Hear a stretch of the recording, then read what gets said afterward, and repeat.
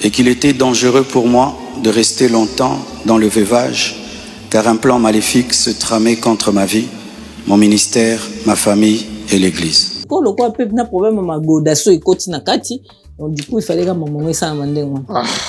Le pasteur a droit ma godate. Et azan a droit nango, y a l'obit.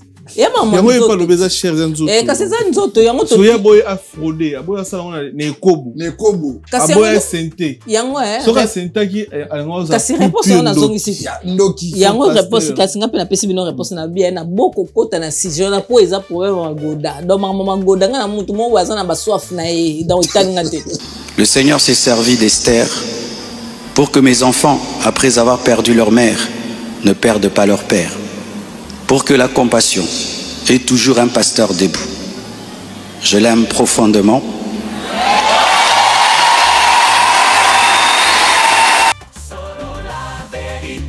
J'étais au bord de la dépression, même de l'AVC et même de la mort.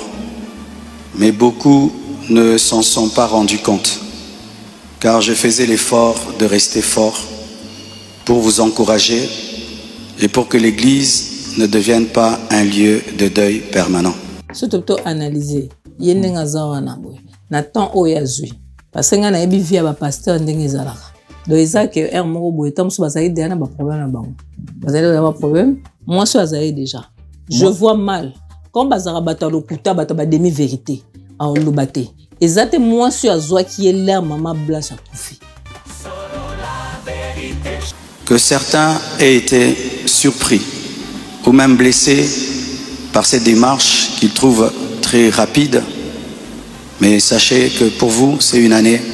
Mais moi, j'ai senti que j'ai fait 3 ans, tellement que c'était terrible. Mais je ne pouvais pas, sur cette chair, vous relater ma vie. 3 ans, ça dit beaucoup. Abima, nous sommes quoi talent na toi là, et ça bien. Autant on a encouragé, Nabi. Kozanga moi si pendant un an c'est beaucoup na vie. Ta monaki 3 ans à salinde 3 ans. Na niveau oyo ba pasteur Marcelo Baza azana église, azana ba société déjà à cause gérer tout. Ba congolais bazo film, ba congolaise. Bazo la musana moto a kufi. En fait est-ce ba congolais bazo analyser bongo. Est-ce que ba linga ki maman blanche ko le Marcelo? Jamais. Non, bah linga ki okoleka. Ah mais si kondeni après lione bazo linga neti ba la biso ke ba linga ki maman blanche. Au fin na mutuna katia. Et longue ma bibi elle comme yem tabomaki. C'est pratiquement impossible. Nandenge que baba sala attestation acte de décès, batia na kat avion, aya na temps wana non. Mais il faut qu'on parle Marcelo na problème bongo te hein. Et ça na heure na ngwe yaka. Corps et sur na 2 heures du matin. Donc avion na Turquie et ça dans combien de temps? Réfléchis. Après le ratissage scénique à Paris Arena, Werrason se produira à nouveau à Adidas Arena le 18 octobre 2025. Paris Bis, Désir et Ratakate. Venez nombreux découvrir le spectacle en couleur tropicale. Werrason, le roi de la forêt. À la demande de tous les fans, Paris Bis et Ratakate deuxième mi-temps. Génération Berceau, clic et Ratakate.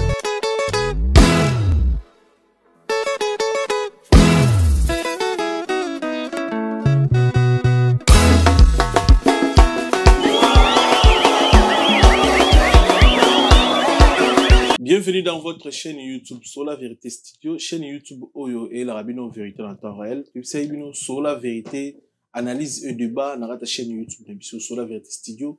Nous après, il y a quoi analyser, n'a pas Congolo, pour la Rabie, même mieux la Rabie, on a posé tout ça la débat, échange d'idées.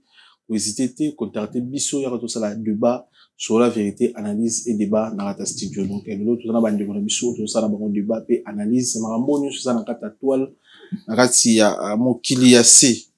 Nous avons un sujet belé autre soit dans la journée à l'élo, mais tu peux hésiter, na bandiko nous sur la biso, on a pour ça société dans et mata, pour ça na ba bayi ba congolais bayi ba hésiter contacter biso, on a pour ça il y a concert na yo tout le bilango ko hésiter, on a pour ça album single EP ou olekana sur la vérité que hésiter contacter biso pour tout le bilango activité les bino, nous avons Hussein, bonjour. Bonjour, PDG. Bonjour, Mamie Mich. Bonjour, Président. Voilà, merci. Nous avons tout connecté, branché en scène pour moi, la chaîne YouTube de Bisso. Dans le sujet belé, premier sujet, tout le événement, la mission congolais, où tout ça a bon en collaboration, pour la production, la bon, tout ça a, où est rançon, le roi de la forêt, dans le bagné, dans le 18 octobre, nakati à Paris, la défense, nakati à Nida Sarena, je m'excuse, le roi de la forêt, dans la maison, au grand complet. Et, l'isolo, il y a concert à Ouira, comment peut la balabala? Bon, PDG, l'isolo a concert à Ouira, en tout cas, Ezol Obama. Ce qui est plus important, Eza va continuer toujours pour ça, la PIB n'a pas toujours makasi, matraquage, pour que réussite à concert et quoi, que les kamalam. Zomona, na Kinshasa, nenge, azoko, ça, la répétition, c'est une bonne chose. Na Paris AP, en tout cas, Ezol Obama. Et non, même Michel qui est là, Ouira, il y a Adidas Sarena, je vais Si, un cœur manqué, mais tout ce que je peux conseiller, c'est acheter le billet. Kolobela, c'est bon. Comment on a repé, c'est bon. Mais ce bazo sont ma billet et vous allez payer bien mingi. Voilà. Tout le monde a aussi préparé l'événement, mais et là, au monde a compris que Ranson a vraiment amour au travail dans la danseur. Parce que, à auto, il y a, la soirée qui l'autre fois là, la danseur, tout est qui n'a pas dit bakimaki. Mais cette fois, c'est un monde chose répété sur la danseur. Et puis, quand danseur, moi, quoi, qui on a, bah, quoi, lié. Ils ont rani, côté à Ranson, où il y a remarqué pour la danseur. Bon, côté où ah, maintenant, on va zénith, il y a un danseur. Côté où Ranson, pour la danseur, ils ont un spectacle, où il y a, s'inspire à Makasi, pour la danseur. Donc, pour la mon un spectacle, il faut la danseur bazar. Donc, ce danseur bazar, il y a mon ça spectacle, moi, bien.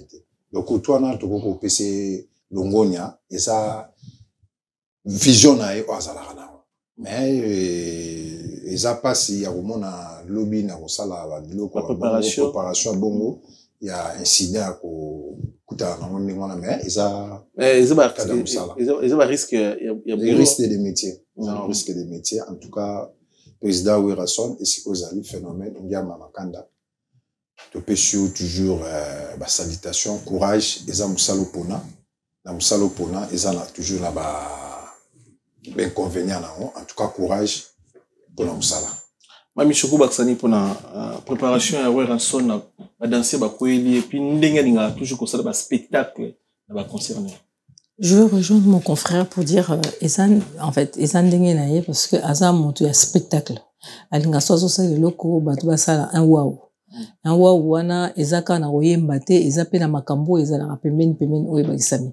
Donc, tout ce qu'on peut dire que a engagé Batumoro va répéter bien pour que Ndengeza qui a liboso et se répéter te ou que mutumo a kwele li mutumo tomona mususo ndenge mutu banga buka mutu kingo.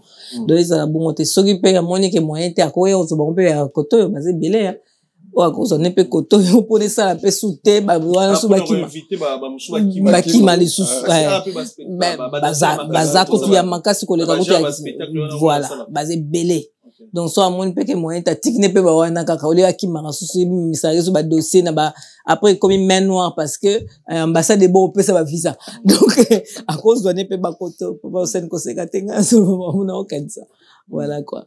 Très bien ça idée ça pays bien ça idée mabete PDG na roba je m'excuse moi na sekité na olobelo mo bien mais on a loba susu na roba ça Kozwa batu awa peza na peu bien mais mon spectacle so dia muta préparer kuna izala pe lo mongo ya mususu et puis batu uta kin bazana mo lo na mo so ba epoto pour événement ba mana amour wana ya makasi o biso to biteke bana mo bana mais il y a un peu différent. Je vais te rejoindre pour dire la même chose.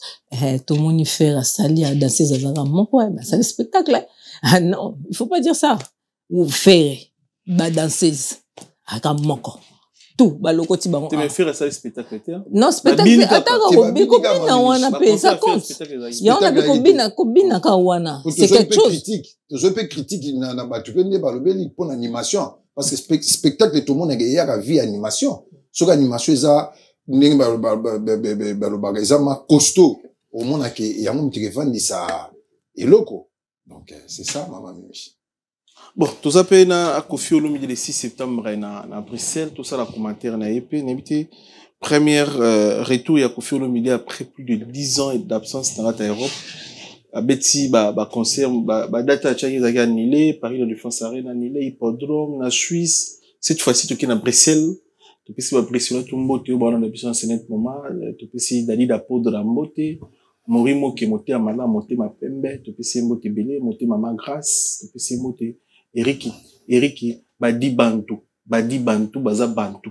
Pese mbote nakati ya mboko ya mboko kuma na nini Louvière na pese mbote nakati ya Louvière Eric badi bantu mutu nanga na pese mbote pelipi na pese mbote na Silva Anderson to pese mbote ebele pour la concert aux analyser sur ça après plusieurs absences il y a Koffi Olomide nakati poto en tout cas absence ya Grand Mopao ezalaki ma remarquable.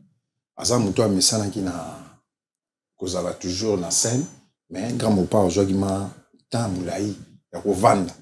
Mais to pesi nzambe longo ndenga sungie pona akwa ko débloquer situation ya mamba visa parce que base efande ko na mamba visa. Ce qui a débloqué ki ma mona te lelo tongo to mona te ke lelo ba place onyo so wana akwa ko beta. Po to mona ina hippodrome ndenge ezalaki annulé. Mais ce qui est plus important, Koffi aza Koffi aza ba fanatique na ye. Ndenge ba yemowa lo ba Koffi fil et tout basé belé. Obiso nyoso to inspira na musique ya Koffi pe. Malgré naza na génération ya Koffi te mais naza génération ya Wenge. Mais Koffi génération Koffi na Wenge différence. Bon différence c'est ça dans sens génération tchatcho ça. Yemowa ouais. Ba mi kolo plus que génération tchatcho bon tout ça na mso pe ka ndenge moko. Na sens bon koto na ndena ke moi na sens mais génération tchatcho ali potomoni génération tchatcho to gozwa époque to mona ka tant Koffi auti na viva la musique. To benga mo génération tchatcho parce que génération tchatcho ti lelo ezali azo keneka en génération. Donc Koffi azana na ba tube na ye o a ko présenter ba mélomane basé belé bazo zelango. Donc azam muto yo concert na ye et les kamalam. Stratégie wana ma mimish o ya ba musicien avant à l'acception date na jour a kobeta ba musicien ba junior visa. Ezaka bongo tekala. Car ezalaka photo ba na date au musicien kobeta photo ba concert yo zala na place nini jour nini après ba musicien ba après mais Koffi asali changement de fréquence to koloba après si ba musicien a visa après ba visa ba musicien ba komi ndia annoncer date yo zo nizeni sur ça en fait. Ezaka ba éviter ka ba menoir ande baloba toloba ka donc Koffi mo ba menoir comme ba un peu menoir pona mbala talaka ezaki pe ba yakite siko pe ba yepe na mobondo ba yepe ne belé donc c'est une bonne chose parce que quelque part c'est tout ce pe là aza quadra aza pena banze moné bersa biso donc ba Koffi bazali ba Cindy Love pe ba yali biso to ba Koffi mais le papa bali pe Cindy Love to comme Koffi na Cindy Love to 500 cas et ça les 2 ans donc voilà mais moi j'acclame hein, parce que quelque part si Azaï qui est un peu prévenant à Salim Makambu avant que ba annoncer c'est déjà une bonne chose les loso ba moni ezapé assurance pour na batba somba billet tala hippodrome ndenge le kanaki batba peut-être que les lots ba mususu bazo ba non hippodrome peut-être ezate eza o eza makiona non eza makiona te quadra penza obeta très bien quadra obeta Koffi Olomide il te accepte Bexi abeti ba sala belé liboso ya ba collègue musicien liboso ba Ranson liboso ya papa wemba liboso ya grand pete mo koloji même piana mais lelo Koffi Olomide obeta troisième congolais avant na Congo après Fali après Ferrigo la Koffi obeta na ING Arena pona ba mususu balobi guide abunginzela guide akomi suiviste donc ils ont analysé ni sur ça est-ce que Koffi a la droit ya ba salo ba ndikoni ba congolais ba beta ya ko beta ngo te fa créer kaka ba salle na yeto ils ont compris ni sur ça que après Fali après faire rigoler les padres Koffi a beta na ING Arena bon ngala oloba ke guide abunginzela de pas ko bunganzela te ya za na e Mopao ninga loba ka songa mbedi eza na salle moko te oyo Mopao et le belaye oui les lots tout moni kaye ko beta après nani Fali après Ferré et ça n'a pas grave PDG soit ko beta bongo c'est ezaka bende la Congo et ko rakotombama donc koto na to longo na biso débat wana yazane Kofi alekina ba sale belé abeti ba sale mythique belé o ba musicien congolais et belé balandi ka congolais international donc ba musicien même il y a ba Côte d'Ivoire même ba Mali même il y a Sénégal et belé balanda place au Kofi abeta donc pour nga na oloba ke ezana ngofumelo ko moko ya gravité eza musique eza salle ezana gravité. Vous analysez sur ça, Mamich. Même question. Moi, je dirais le deux, hein, ça va dans deux sens. Je dis, ils ont gravité. Et ça, toko change en opé. Pourquoi? Parce que les le, bah, on fallait à Betty.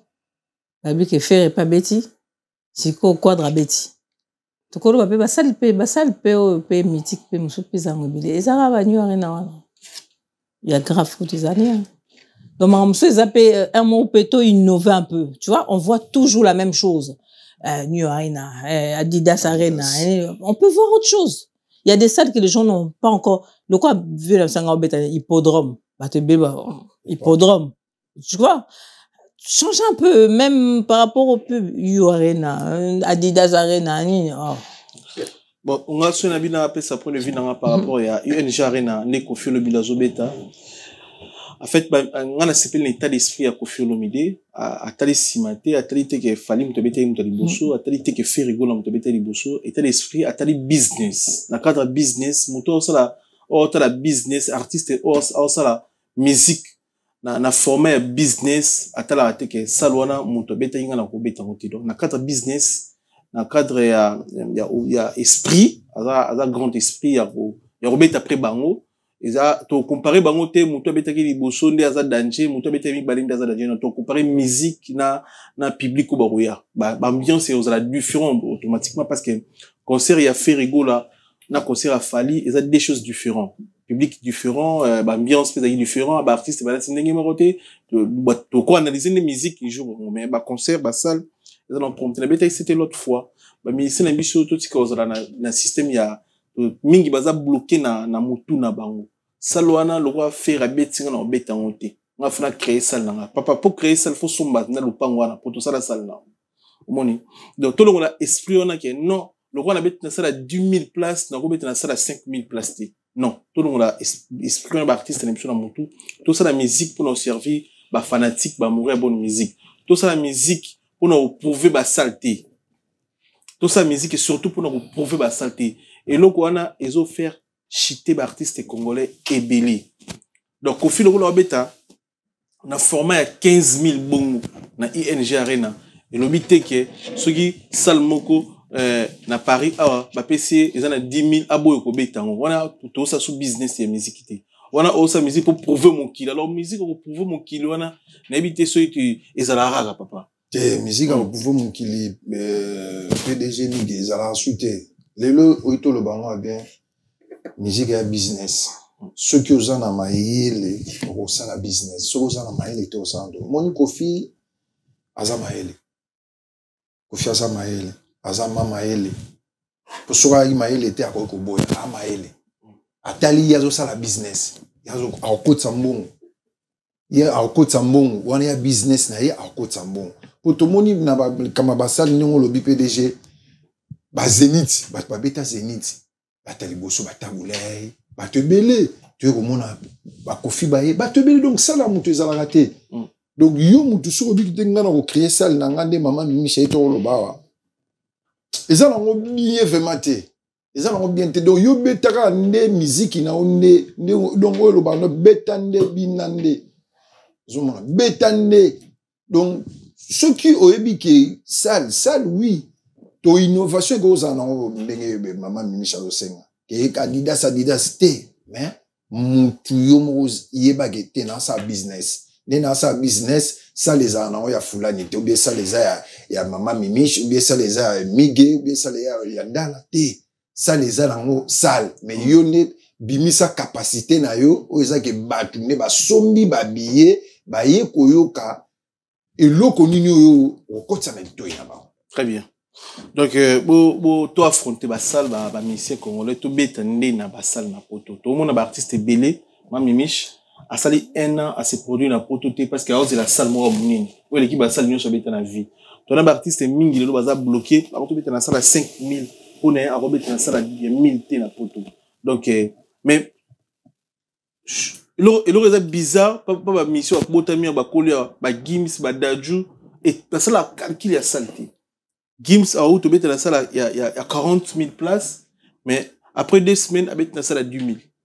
Mais pourquoi ils sont mis congolais là? Tu mets ta salle, la poto, on irait escalier. Donc, au dessus de 1000, maintenant 2000, en fait, on comprend le comportement de la mission. Parce que on a dit tout à l'heure, on a dit qu'on a innover pour changer un peu. C'est la même chose. On a dit oh wana ya beta qui n'a la qui sait pas que nga fona beta wana. C'est ça aussi. Il faut pas oublier ça. On est des Congolais. Il faut pas se voler la face. Tozolo ba mangamobo ya ba Congolais. Tozolo ba mankambo ya ba Gims de Barakoto. Tozolo ba mambo ya ba Congolais ba uta Kisasa. Donc c'est ça. Donc ngai bloko la boye président Mige ana nini mo studio mo boye ba mona na ba caméra na katite nga fona beta koleka ya Mige. OK, yo faut ça le loro mo boye. Oyo yo moko eza na capacité na yo pona o sepelisa bateau ou banako ko zwa na kata studio na. C'est ça en fait. Parce que tu vas prendre une salle de 10 000 personnes. Au coton di sana yo. Lobi okuna petam so zuya 5 000 authenticité. Au cause on paye à 40 000. Tu comprends? C'est pas dit ça pour dénigrer le quadra. C'est pour dire il y a d'autres aussi oyo toko changer. Toza lokwa na mutu mo na compétition. Oyo kapela so apena mo bondo. Bo biso rido ya te. O kuna te basenzi. Tu vois? Tout ça c'est ba guerre. Non, il faut qu'on se dise la vérité en fait. Tout ça se voiler parce que tam songa za fanatique bo tam so warrior côté kuna Kofifi, côté kuna gauloise. Tu comprends? Mais makamso tout ça c'est tellement bas et puis biso ndem tout enfoncer ba musicien. Parce que nous, les spectateurs et nous, les fanatiques, tout ça, tout na biso, on dirait, le mot, ils ont semblé, le corps, bango, ba, et puis, biso, ba, fanatique, biso, peut toujours supporter, bango. Du coup, bah, comment marcher, ndeti, biso, na buzoba. En fait, c'est ça, quoi.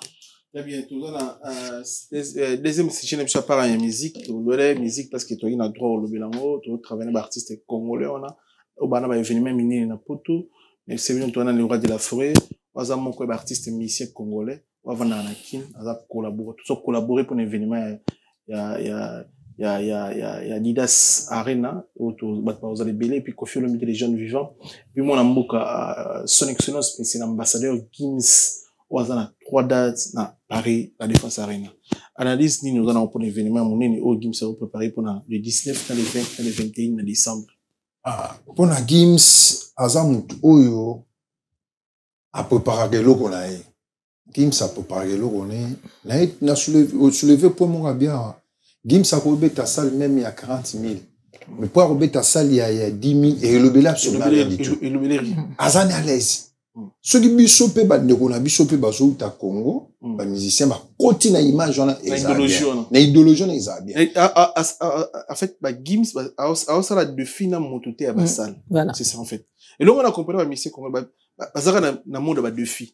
On a trouvé ça à 5 000 quoi. On a quitté na 2000. À mon finger ça à 2000. Bah oui. Moi mon sous on a donc le roi bête qui a bête 40 000. Le roi bête 40 000 places pour na na sentir. Donc sera bête na ça à 2000 sentir et quoi. Mais c'est ça en fait. Mais donc toi ça écolo. Aux faire souffrir fanatique, non va mourir bonne musique. C'est ça. Et là quand ça là les a manque à gagner. Outil de a bête 40 000. Même sur le loi Québec na place à 1000 places. Et ça crafté. Il y a ça fallu, article à la fallu. Il faut ça l'actualité. Ce qui a longuement dans la comparaison aux Arabiens. Pour le lot, on a Dubaï place à qui maman Minichi. Est-ce que ça, on a Dubaï, ça 15 000? Je ne pense pas. Et combien pas 3 000? Et combien pas 3 000? Ça c'est bête là. Mais ce qu'on a pour être au bête, après même l'Europe. Donc tout le monde a même, tout le monde a ba complexe on a au bête le Coloba. Tommy Chana on a ba place aux Arabiens, ba salle ils a éloigné. Ce qui compte les années bayo kayo na ba fanatique na yo na ba mélomane na yo ezala malam kasi ngolo ko tozo bakali kama mélomane Gims ato abeta arabu ça fait combien de temps Gims abetite Non, ça fait combien de temps? Non, en France. Ah ouais. Ça fait combien de temps BTT? Avant, oh, nous sommes au bêta siko. Après, et après, et ça, ils en attendent moi pause. Si comme biso ba fanatique, to comment on sing un musicien, à bêta le roi mutali boma. Amutu. Ton père pose les alara. Ok, non, Léon a eu pause, pena bon en France, tam so bêta inane na bêta nangate. Autant sur la Belgique pena bêta te. Bon oh yo mikolo le padre ana concerté, a bêta te. Et a bêta tam au moins VIP en France. Non. C'est un être humain. Il doit se reposer. C'est pas, il va pas fonctionner selon nous, les fanatiques. Tu vois? C'est un peu ça, qu'on ceux qui payent pas 8 ans, na yé, tam so bien au bêta en France, en France, parce que Gim ça au bêta, mon bon, to yo ke souti. Avandi. Mamich, et ça m'a bêté. Ils étaient fort bêta. Vacances, mamich, c'est ça bien. Aux vacances, on les a bien.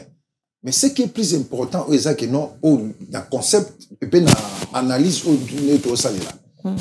Ba musicien congolais ba longola na complexe wana ke nenge na ito beta na bara likolo donc tu as fait 1000 na robeta na 10 000 non mais on est aussi ça qui a monté déjà to conclure déjà to ba ke ko beta manango e ko ça na pe bon fou ba ko beta pe na salle moins à 500 places ça on avait déjà dit ça to comme derrière ma Gims yo zongi sous ciment to comme derrière ma Gims to na nenga pause.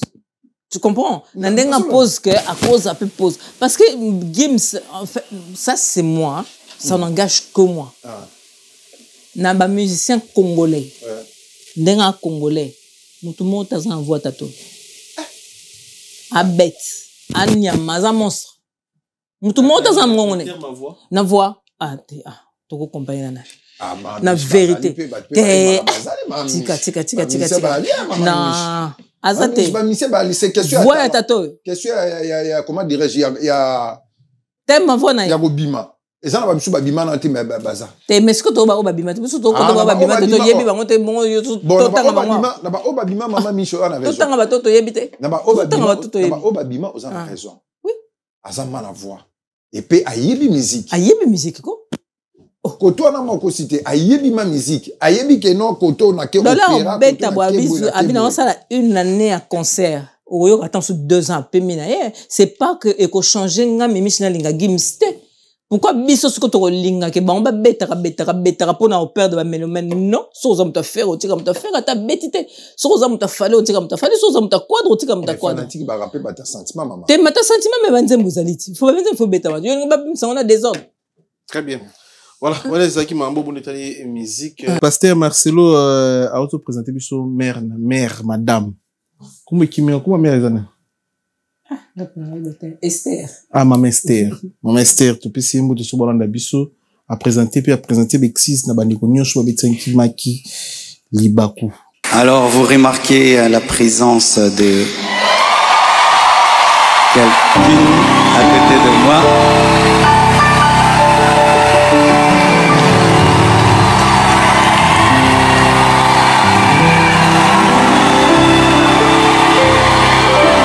Amen. Est-ce que je peux maintenant parler? Amen. Alors beaucoup de gens posent la question, elle est d'où, elle est qui? Même des gens me posent la question, même sur ses cheveux. Est-ce que ce sont ses vrais cheveux? Mais les Congolais, nous sommes graves, hein? Même les cheveux de quelqu'un, vous suivez.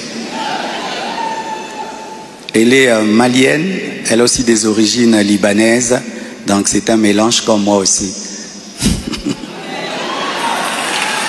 Alors j'ai quelque chose à vous dire. Alors pour ne pas aller de travers, j'ai préféré écrire afin d'être concis et d'être clair, parce que il est bon vraiment que je vous raconte comment on s'est rencontrés. Amen. Hein? Chers frères et sœurs, après le décès brusque de Maman Blanche, j'ai traversé l'une des saisons les plus sombres de ma vie. J'étais au bord de la dépression, même de l'AVC et même de la mort. Mais beaucoup ne s'en sont pas rendus compte, car je faisais l'effort de rester fort pour vous encourager et pour que l'Église ne devienne pas un lieu de deuil permanent. La solitude, les nombreux questionnements la douleur de mes enfants, l'innocence de mon bébé, le poids du ministère, la gestion de mes affaires, de ma maison et même de moi-même, tout cela pesait terriblement sur mes épaules. Il m'arrivait de sécher mes larmes avant de prêcher et de pleurer dans mon bureau après avoir prêché. Dans cette épreuve, le pasteur Ézéchiel Moulumba, un ami d'enfance et fils du même père spirituel, me parla un jour de sa fille Esther. Mais je lui répondis que je n'avais ni la force ni la tête à cela. J'avais même demandé à Dieu le don du célibat dans l'espoir de ne plus jamais ressentir le besoin de me marier. Mais Dieu ne répondit pas à cette prière. À plusieurs reprises, par l'intermédiaire des prophètes, des songes et des convictions personnelles, le Seigneur me fit comprendre qu'il voulait que je continue ma route et que je refasse ma vie avec quelqu'un d'autre et qu'il était dangereux pour moi de rester longtemps dans le veuvage car un plan maléfique se tramait contre ma vie, mon ministère, ma famille et l'Église. Je me souviens d'une vision particulièrement marquante. J'étais dans une chambre encerclée de très longs serpents aux couleurs magnifiques. Ils faisaient semblant de dormir, attendant que je marche sur l'un d'eux pour m'attaquer. Leur venin était aussi mortel que la beauté de leur couleur. Un seul carré d'1 mètre sur 1 mètre me servait de refuge. La pièce avait une unique fenêtre qui ne pouvait s'ouvrir que de l'extérieur. Et je voyais une servante de Dieu venir ouvrir la fenêtre afin que je puisse m'échapper. Dans cette agonie intérieure, le Seigneur me poussa à recontacter le prophète Ézéchiel qui me donna le numéro d'Esther. Mais au début, elle ne répondait pas. J'en fis part au prophète qui lui transmit alors mon propre numéro. La première chose que je lui avais demandé, c'était de prier pour moi. Ensuite, nous avons commencé à échanger. Je lui ouvrais mon cœur, elle m'écoutait, me soutenait, priait avec moi, tout en continuant à remplir fidèlement ses responsabilités au travail parce qu'elle était une responsable là où elle travaillait. Et à l'église, elle était plutôt photographe, caméraman, modératrice, prédicatrice. Elle était diaconesse et elle était consacrée pasteur. Et elle continue à remplir fidèlement ses responsabilités au travail à l'église, même très tard la nuit quand j'avais des insomnies et malgré le décalage horaire de 5 et 6 heures. Au fil du temps, une relation sincère est née. Une flamme s'est allumée et dans mon cœur, j'ai eu l'assurance que c'était elle. J'en ai parlé à son pasteur, à mes parents, à mes pères spirituels et à mes amis, afin de ne rien faire sans rédévabilité, conseils et prières des autres. Même mes enfants ont été associés. Ils ont souhaité la rencontrer, ce qui s'est fait selon le timing de Dieu à Bruxelles. Le Seigneur m'avait parlé d'une période d'1 an. Il ne l'a pas dit qu'à moi, mais à d'autres, y compris certains d'entre vous. Plusieurs ont même reçu des détails précis la concernant, ce qui confirmait ma direction.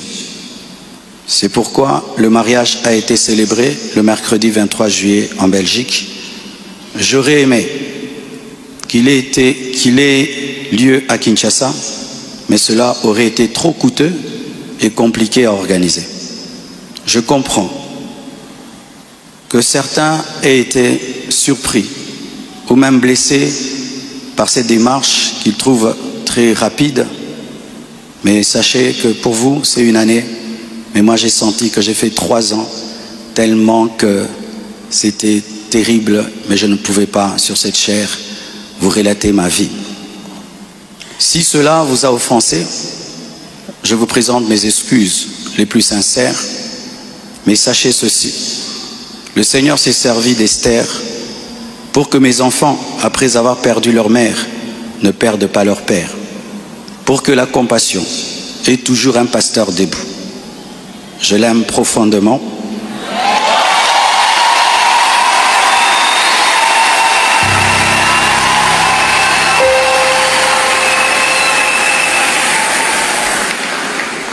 je l'aime profondément, elle n'est pas venue pour effacer la mémoire de Maman Blanche, mais pour continuer l'œuvre, comme Élisée après Élie, avec humilité et soumission à Dieu.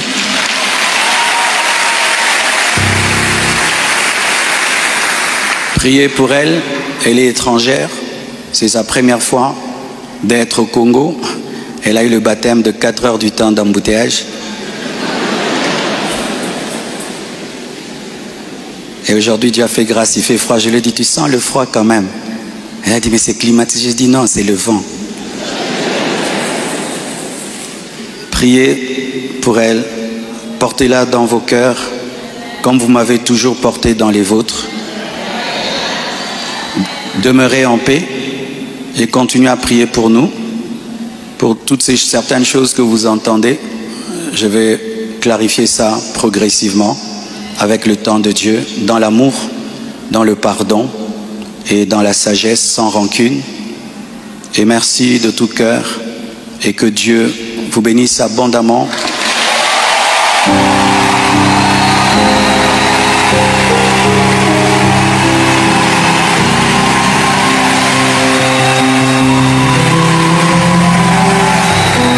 Pour votre soutien, vous avez... Azane mutu.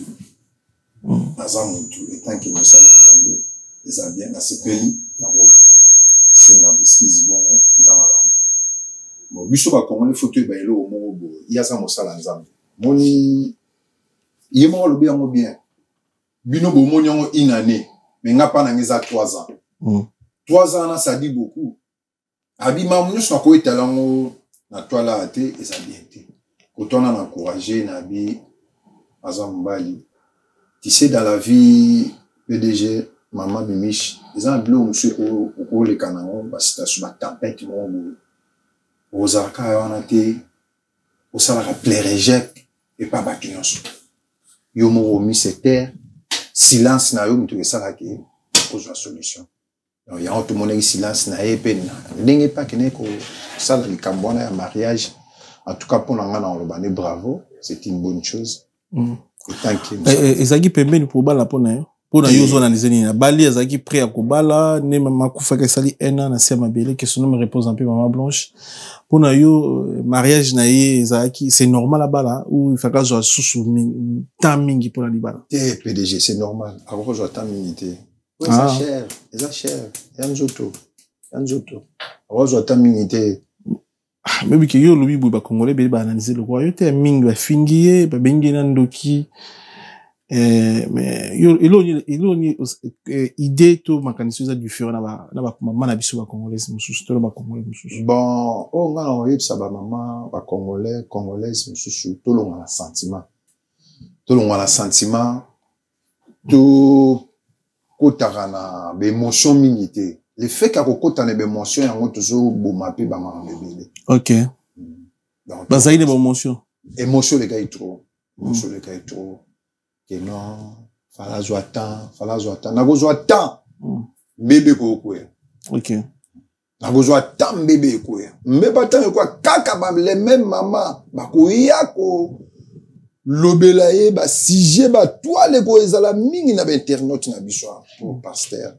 Tant que Maïle onzambe pas pesaye abimona ki ke il faut éviter na et puis pona ko santé na et puis na bana na et pour Maman Blanche atiki mona mukie azali mona na yo singa affection maman ya papa ka tena maman faut beaucoup là éducation ça compte parce que biso ba papa to bimaga pasteur aza mutu ako azala ba brebis oui azape mutu azala ba relation na ako kene mangamne mususu ayo zonga ndako mona ta. Oui, à cause de la bonne, mais affection à maman, c'est différent, maman Mimiche. Et ça, le monde n'est pas côté. Très bien. Maman Mimiche, vous par rapport à ce sujet. Après, ces gens, on a abordé, mais pour n'avoir que ça, maman Goda, on te salue bon, point à la ligne. Maman Mimiche, maman Mimiche. Mais ce qui écoute pour maman Goda, on salue bon, moi, tu as respecté, à bout que ça, ma Goda n'est comme. Donc, ce qu'on a le bien, c'est plutôt analyser. Yendenga zawa na boy na temps oya zui parce que nga na ebi via ba pasteur ndenge zalaka donc ça que un moko boy tam so bazali derrière na ba problème na bango bazali ba problème moi so azali déjà je vois mal comme bazara bata lokuta bata ba demi vérité en lobate exacte moi so azwa qui est là maman blanche a koufi ezaki déjà avant tu comprends donc yangwana siko ezaki développer déjà siko le quoi peut na problème ma godaso ikoti na kati donc du coup il fallait que maman ça mandengwa le pasteur na droit ma godate te azana droit nango yo na lobiti ya maman yango pas lobeza cher nzoto kasi za nzoto yango to soya boy afrodé aboya sala ngona ne kobo aboya sente yango soka senta ki alangoza kasi réponse on a zongi si yango réponse kasi ngape na pesi bino réponse na bien na boko kota na sijon na po eza problème ma goda donc maman goda nga na mutu mo waza na baswaf na e dans itanga te.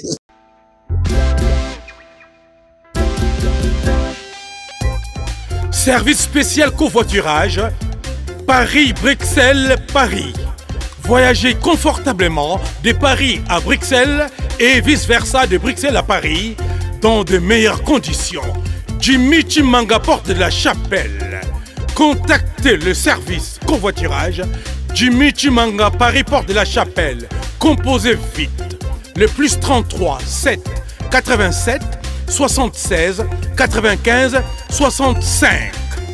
Pour toutes vos démarches, afin d'obtenir le passeport Yabanamboka à Bruxelles, dans un délai raisonnable, confiez-vous à Jimmy Chimanga, porte de la Chapelle. C'est sérieux et c'est efficace. Non, le maman m'nete. Maman Michi. Oui. Omoni. Non, le maman m'nete. Nenge PDG. Amona na zayi longi ne wana zayi longi bata basoft. Maman Michi. Yo mona na comme ça moi sinete na cher. Maman Michi. Mutu tango aboyi asala magoda libanda c'est à féliciter. Yo boya. Yo oboya. On a ça mutu. Soki nazo kamba batu. Na osala ngote. Nazana moi sinanga fona pesa moi sinanga respect. Fona pesa moi sinanga respect. Fona pesa maman bana. Yo pesa si je na pardon na ngo bodo na te pona obeto border pamba. Mais tout ça les change, tout ça les change. Yo pesa si je na bien de tika. Tout ça les change. Oui, tout ça les change ba idée, tout ça les change ba idée. Idée na yo peut parfait cause la bien.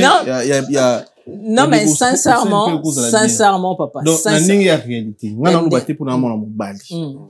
Ndeko na biso akufi que son âme reposant. Après un an. Vraiment, un an après, il me le bébé bobo na un an, mon a 3 ans quand même. Causant à moi si pendant un an, c'est beaucoup na vie. T'as mon a 3 ans, à saline de 3 ans.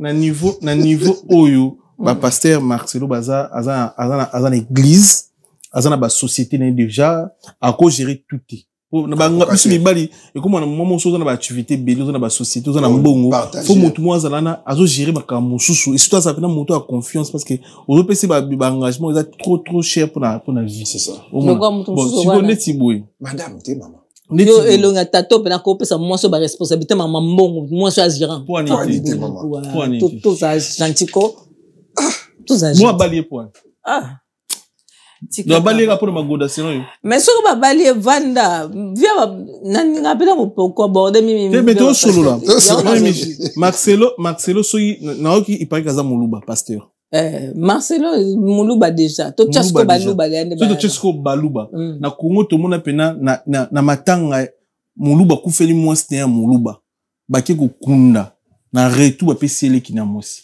et salama na ebite so bilibra nous on a expérience avec les grands boumeli pe na Congo et salama na Congo muluba kufeli mwasi na ye baki bakundi mwasi na retour à matanga famille vandi ba proposer mobali leki ya mwasi oto kufa lokolo bala yi mwasi na mwana na biso bosisi na evita kufi leki na ye oyo tala joie kasi tamsupe loko ya boya ki tamsupe ba pese mwasi yango pa ke lukane mwasi musu yango pe bazana ba problème na belle famille en fait yango na lobi peut-être en fait bisto to wa ke to ngana lobi bongo par rapport ndi bongo na NBL parce que na ba luba ezalaka après enterrement ba vandi ba pese mwasi na buto na pe to lobi wani ba sentiment nzoto PDG même pas ba luba te mais on dirait ba Congo be bazana ezan nzoto to lobi non ezan nzoto.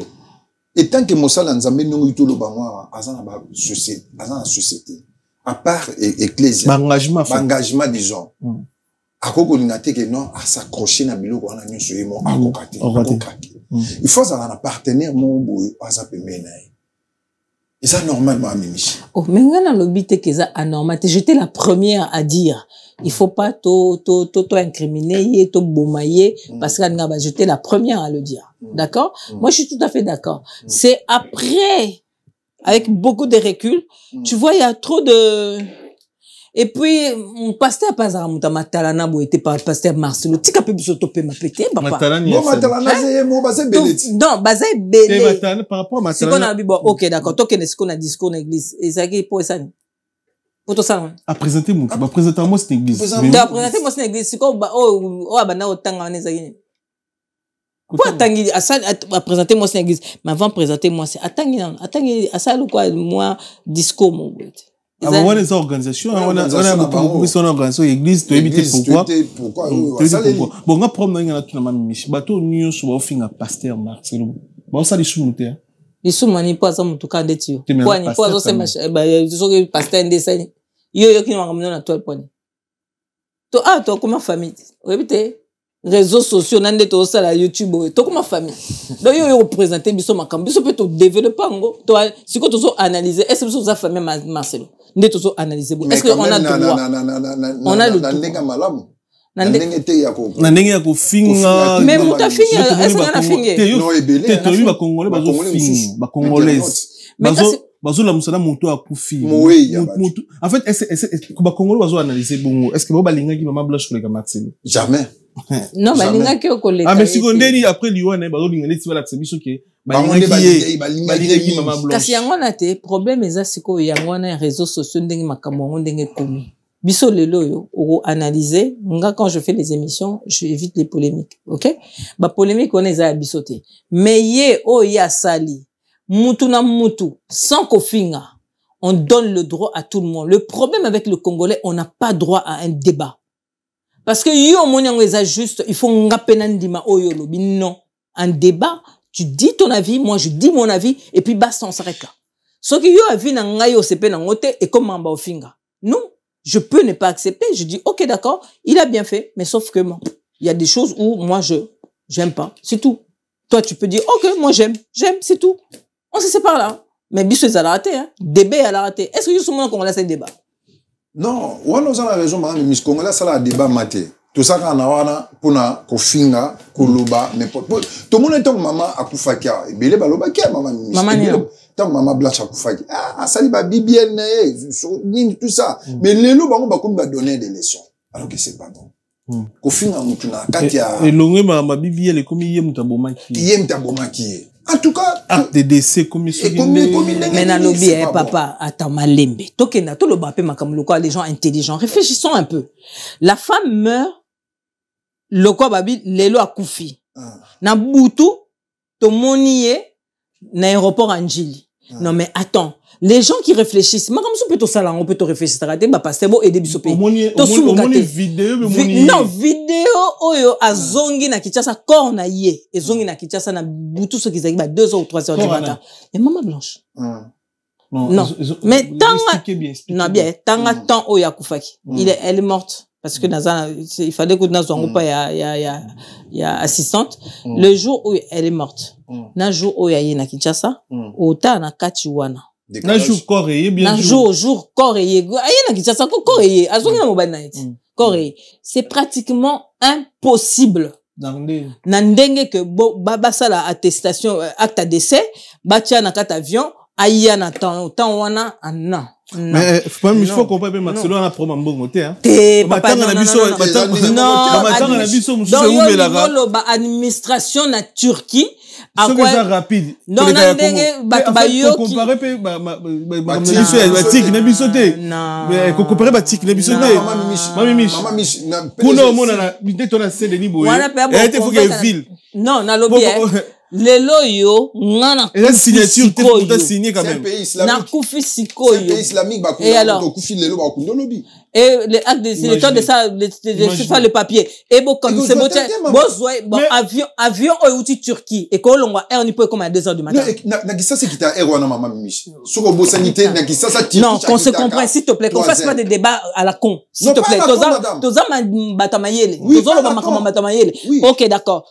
Ezana heure na ngwe yaka. Corée sur na 2h du matin. Donc avion na Turquie et ça dans combien de temps? Réfléchis. Son nom qui est Turquie, tu as combien de temps ça là? Ngana qui n'a pas Turquie. Et c'est ça là combien de temps? Mais il y a un azolo. Non mais il y a ça là combien de temps qu'on l'a batté? Lui il ça là combien de temps? Madame. Mais faut le pour yokat.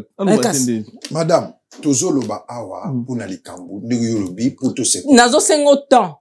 Et ça combien de temps de vol? S'il te plaît. Nalobi madame. Donc toi tu et le photo ça des photos ba akufa ki jour. Fait journée. Et c'est justement jour on a rapidité.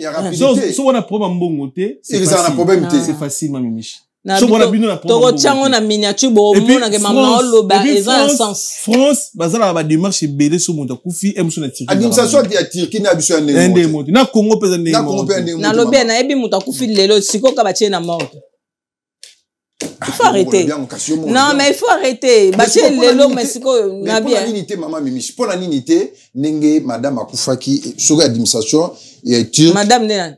Maman Blanche. N'enge maman Blanche Akufaki, administration Turc, bah, ça, bah, démarche, normalement rapide, bah, rapatrier, peut-être dans une semaine ou dans 4 jours. Il n'y a pas de problème. Ah, donc, Akufaki jour, voilà, parce que délai, oh, y a Akufina, et ça, donc, à presque, est-ce que premier jour, ils ont pas un problème? Mais oui, ils ont problème. Ils ont problème, Makasi. Quand toi, tu ne dis pas quand est-ce que ta femme est morte. Tu ne dis pas quand. Ah oui, mais ça, une famille, il y a moins de mais même, bon, ce que tu as analyse pourquoi? Tout ça analyse pourquoi? Ce que ça, c'est normal. Maramba, ligne sur toi. Pourquoi on fait des analyses? Donc, c'est normal. Totika, abala, akufa mercredi, akufa jeudi, aya corné, ya dimanche, et il y a le même jeudi sur akufa qui, c'est pas un problème qu'on n'en parle pas, alors. Qu'on n'en parle pas. Je suis désolé. Ok. Je suis désolé. Voilà. Hussein, na okaïdé nous par rapport à mariage.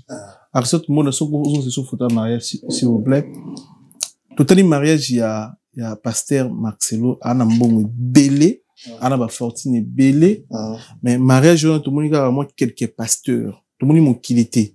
Mais comment expliquer biso bateau aux en mbongo? Mariage na biso, au moins 2000, aux invité 2000 personnes pour la mariage na. Donc, économie nous vous en a vie et silica pose au bas la monsina yo. Au très bien beaucoup pamba après mariage. Mais mon tombon le roi yeboui, azana mbongo na la possibilité. Mariage tout le monde coûte tout tes mais fou mon mbika. Tout le monde a moi cérémonie ba pasteur balanda qui bazara qui wana. Pour la nuit tout le cas mariage, toi non mbongo te mais quoi mariage à la souki ndengeni. Bon. ON Multiservice, organisation Ngozulu, avec l'artiste peintre Gozen Matuidi. Pour vos services de décoration intérieure et bricolage, tous travaux de peinture, papier peint, enduit, parquet, carrelage, électricité, plomberie, montage de meubles de cuisine et plateaux télévisés, contactez Gozen Matuidi.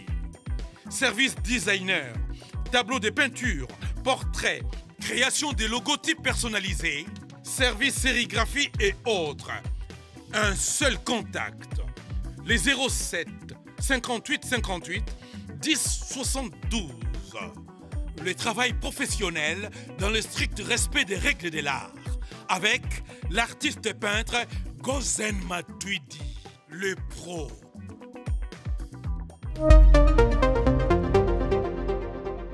Omoni kotwana PDG Miguel. Eza kolakisa grandeur ya mutu. Moni bilo mususu mutu soki aza na bozwi na ye matalane kozala mingi te. Lobaki azala eza ndenge na ye. Mais nga ndenge na sala analyse nanga mariage mingi ya bato bazala na mbongo mingi. Ezala bakena na mariage na ezala simple. Mindondo ya la. Omona kana lupango. Lupango kaka famille en famille donc omona bato bakozala omona 100 personnes. 50 personnes, mais mariage ma civil, intimé. Au monde a donc 50 personnes. Mais il y a biso bateau eza que non, ezana nozo lukana, nozo salanini bo invitation de pas moi si, azan invitation de abatu de pesanga ngana abatu nanga kuna 40. Et ma famille maman moi si pe kuna ngana abatu nanga 50. Ngai pe kuna maman nanga pe kuna nga on se retrouver dans salle beaucoup mis déjà plus de 200 250 ou 300.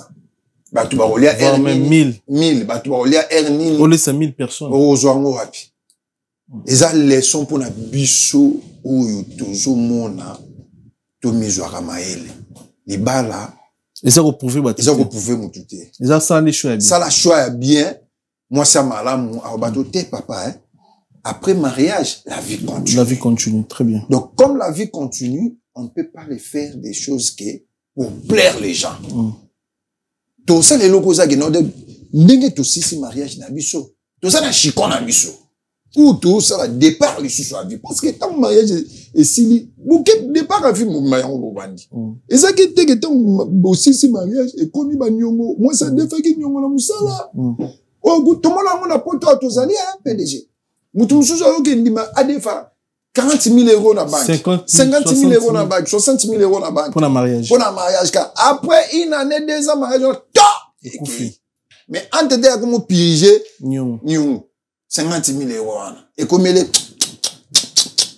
c'est que oko sala matala na ko lakisa nani ngana ko yana ngaka feti peut-être que nous ya cadeau na ngako na pesa yo et même pas 500 euros 100 euros de belé 100 euros de belé yango biso ba congolais to bima na matala na to bala pour venir to bala pour relaxer ba tout que j'ai beaucoup de pensées non parce que bato ko ba dépenser ko le kayo mabale kufa dans les bas les famille na yo ba proche no mo c'est fini na famille moi si na yo c'est fini les bas les autres ben ça 100 camarades na yo et puis so ben 100 camarades ba yo sur 100 camarades ba yo tiki bona voiture d'être na poto so inviter mutu mo ba ya 3 4 oh chauffeur na yem tiki utika na mutuka oh mas après fait tout donc fait mo yé donc en fait to bala te pour na la samo kilimata boto la mutu ya mbongo au pasteur ma mbongo pasteur Marcelo zanango abali mariage mo salona ngiri 100 personnes bat ba grinoter na bokaka ba sa des cérémonies bale ngona yo na jumo sne ba kominda komako